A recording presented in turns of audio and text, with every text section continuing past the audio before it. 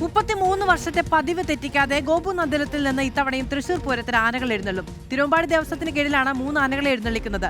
നന്ദലത്ത് ഗോപാലകൃഷ്ണൻ, നന്ദലത്ത് ഗോവിന്ദകണ്ണൻ, നന്ദലത്ത് ഗോപികണ്ണൻ എന്നീ ആനകളെയാണ് നാളത്തെ പകൽ പൂരത്തിന് എഴുന്നള്ളിക്കുക.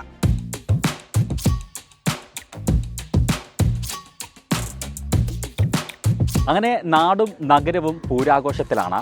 നമുക്കറിയാം, പൂരം എന്ന് പറയുമ്പം ആദ്യം മനസ്സിലേക്ക് ഓടിയെത്തുന്നത് ഒന്ന് മേളത്തിൻ്റെ ശബ്ദമാണ്, മറ്റൊന്ന് വെടിക്കെട്ടാണ്, മറ്റൊന്ന് ആനയാണ്. അപ്പോൾ ഇതെല്ലാം സംഗമിക്കുന്നതാണ് തൃശ്ശൂർ പൂരം.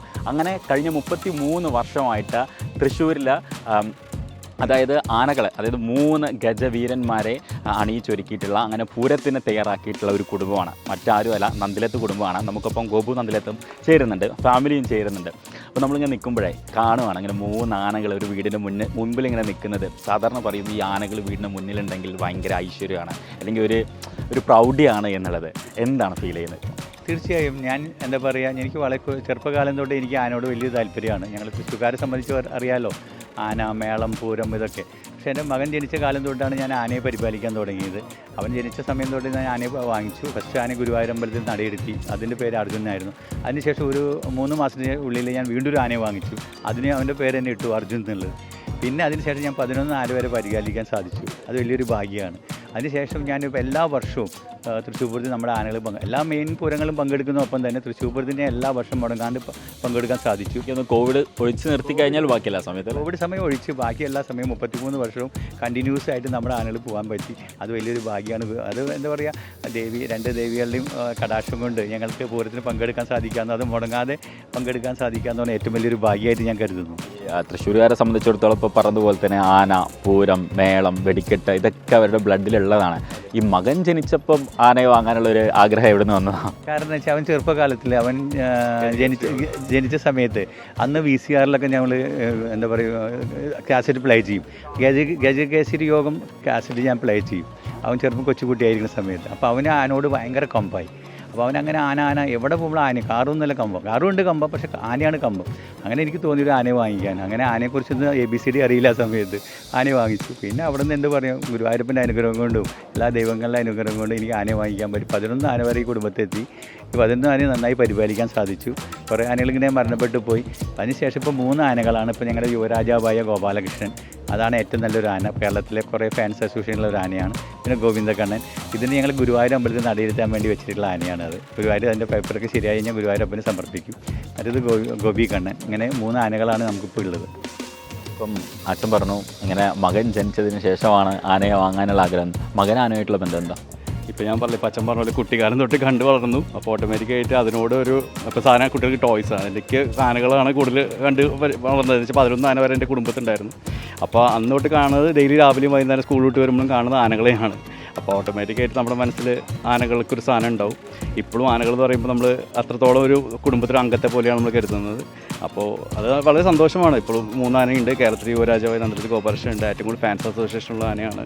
പിന്നെ ഗോവിന്ദകണ്ണൻ, ഗോപികണ്ണൻ, ഇവരൊക്കെ നമ്മൾ തൃശ്ശൂർ പൂരത്തിൽ വിടുമ്പോൾ നമ്മളെ ഒരുങ്ങുന്ന പോലെ തന്നെ അവർ ഒരുക്കി വിടുന്നത്. നല്ല ഭംഗിയായി അവരെ എത്രത്തോളം ഭംഗിയാക്കാൻ പറ്റുമോ അത്രത്തോളം ഭംഗിയാക്കിയിട്ടാണ് നമ്മൾ ഓരോ പൂരങ്ങൾക്ക് വിടുക.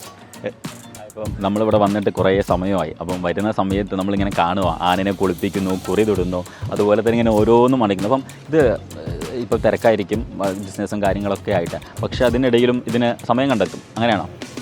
ഇതിനു വേണ്ടി നമ്മൾ സമയം കണ്ടെടുത്തു. രാവിലെ ഒരു കുറച്ചെങ്കിലും ആനക്കാരെയും എല്ലാവരും വിളിച്ചു ചോദിക്കും. എൻ്റെ മാനേജർ എല്ലാവരും ഉണ്ട്. അവർ നമ്മൾ വിളിച്ചു ചോദിക്കുക, ആനകൾ എവിടെയാണ്, എന്താണ് ചെയ്യുന്നത്, ഇന്ന് എവിടെ ഫെസ്റ്റിവലിനുള്ളത്, ഏത് പൂരത്തിനാണ് പോയിരിക്കുന്നത്, രാത്രി പൂരം ഉണ്ടായിരുന്നു, ഒക്കെ നമ്മൾ ചെക്ക് ചെയ്യും. അതായത് ദിവസം നമ്മൾ റിപ്പോർട്ട് എടുക്കും, ഫോട്ടോസ് വാങ്ങും, ഒക്കെ നോക്കും. പിന്നെ എല്ലാം ഭംഗിയായി പോകുന്നു. ദൈവത്തിൻ്റെ ഗുരുവായൂരപ്പൻ അനുഗ്രഹം കൊണ്ട് എല്ലാം ഭംഗിയായിട്ട് മുന്നോട്ട് പോകുന്നു. സ്വന്തം വീട്ടിൽ ഇത്രയും ആനകൾ ഉണ്ടാവുക എന്ന് പറയുമ്പം അതൊരു പ്രൗഡ് വേറെയാണ്. അപ്പം എന്താ ഫീൽ ചെയ്യും? സത്യം പറഞ്ഞാൽ തൃശ്ശൂർക്കാരുടെ ഓരോ തൃശ്ശൂർക്കാരുടെ ബ്ലഡിലും ഉത്സവം അല്ലെങ്കിൽ മേളം, ആന ഇതിലേതെങ്കിലും ഒന്നും കാണാതിരിക്കില്ല. ആ ഒരു കമ്പം തൃശ്ശൂർക്കാരുടെ മനസ്സിലെന്നും ഉള്ളതാണ്. അപ്പോൾ അതുകൊണ്ട് തന്നെ അച്ഛൻ ഫസ്റ്റ് ആനയെ വാങ്ങുമ്പോൾ എനിക്ക് ഓർമ്മയുണ്ട്, പാലക്കാടോ എവിടെയാണെന്ന് വെച്ചാൽ അല്ലേ ഒറ്റപ്പാലം, ആ ഭാഗത്തുനിന്ന് ആനയെ വാങ്ങാൻ പോകുന്നു. അന്ന് അനിയൻ ചെറുതാണ്.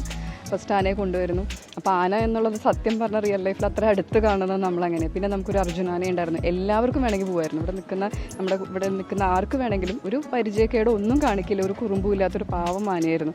അങ്ങനെയാണ് എനിക്ക് ആനകളിൽ പാവങ്ങളുണ്ട് എന്ന് എനിക്ക് മനസ്സിലായത്. അതുവരെ ആന എന്ന് പറയുന്നത് ഒരു വലിയൊരു ജീവിയാണ്, അതിൻ്റെ അടുത്തേക്ക് പോകാൻ പേടിയായിരുന്നു. പിന്നെ നമുക്ക് ഇതേപോലെ തന്നെ അവർ നമ്മളെ സ്നേഹിക്കുകയും ചെയ്യും. എന്നാൽ കുറുമ്പ് ഇടയ്ക്ക് കാണിക്കുന്ന ആനകളും ഉണ്ട് കേട്ടോ, ഇല്ല എന്നല്ല. പക്ഷേ എന്നിരുന്നാലും വളരെ നമ്മുടെ കുടുംബത്തോട് ചേർന്ന് ഞങ്ങൾക്ക് അത്രയും അടുപ്പുള്ള ആനകൾ വരെ ഞങ്ങൾക്ക് ഉണ്ടായിരുന്നു. ഈ പറഞ്ഞ പോലെ 11 ആന ഈ മുറ്റത്ത് ഈ വീട് നിൽക്കുന്ന സ്ഥാനത്ത് ഞങ്ങൾക്ക് അന്ന് ആനകളായിരുന്നു നിന്നിരുന്നത്.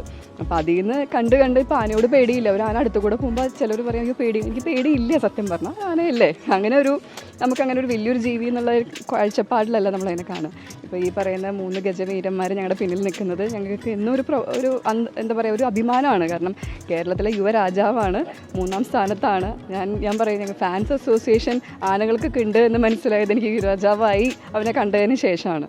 വളരെയധികം സന്തോഷം. തൃശ്ശൂർ പൂരം ഇന്ന് ചെറിയ രീതിയിൽ ഒതുങ്ങി കൂടിയിട്ടാണെങ്കിലും എല്ലാവരും ഇത് കണ്ടുകൊണ്ടിരിക്കുന്ന എല്ലാവർക്കും പ്രേക്ഷകർക്കും ഒരു നല്ലൊരു പൂരമാവട്ടെ ആശംസിക്കുന്നു. ഈ തൃശ്ശൂർ വരുന്ന സമയത്ത്, പൂരം നടക്കുന്ന സമയത്ത് എല്ലാവരും സ്വാഭാവികമായിട്ടും തൃശ്ശൂരിൻ്റെ ഒരു പാട്ട്, ഓളം, മേളം ഒക്കെ പ്രതീക്ഷിക്കും. അപ്പം ചെറിയൊരു പാട്ടോട് കൂടിയിട്ട് നമുക്ക് ഈ പരിപാടി ഇവിടെ അവസാനിപ്പിക്കാം. ഞാൻ പാടിയെ കാണുന്ന പ്രേക്ഷകരൊക്കെ ചിലപ്പോൾ ടി വി കുഴപ്പമില്ല, ചെറുതായിട്ട്. അത് അച്ഛൻ ഭയങ്കര സപ്പോർട്ട് തരുന്നുണ്ട്.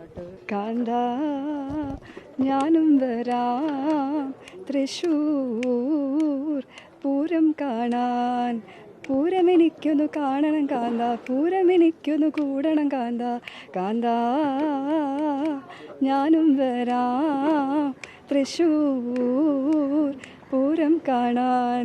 Thank you. അങ്ങനെ നാടും നഗരവും പൂരാഘോഷത്തിലാണ്. അപ്പം തിരുവമ്പാടി ദേവസ്വത്തിൻ്റെ വേണ്ടിയിട്ടാണ് ഇപ്പം ഈ നന്ദിലത്ത് കുടുംബത്തിൽ നിന്നും ഈ ആനകൾ ഇത്തവണ എന്തായാലും ഇറങ്ങുന്നത്. വീഡിയോ ജേർണലിസ്റ്റ് രജീഷ് ഭാസ്കറിനൊപ്പം റിപ്പോർട്ടർ ഷഹദ് റഹ്മാൻ, റിപ്പോർട്ടർ തൃശ്ശൂർ.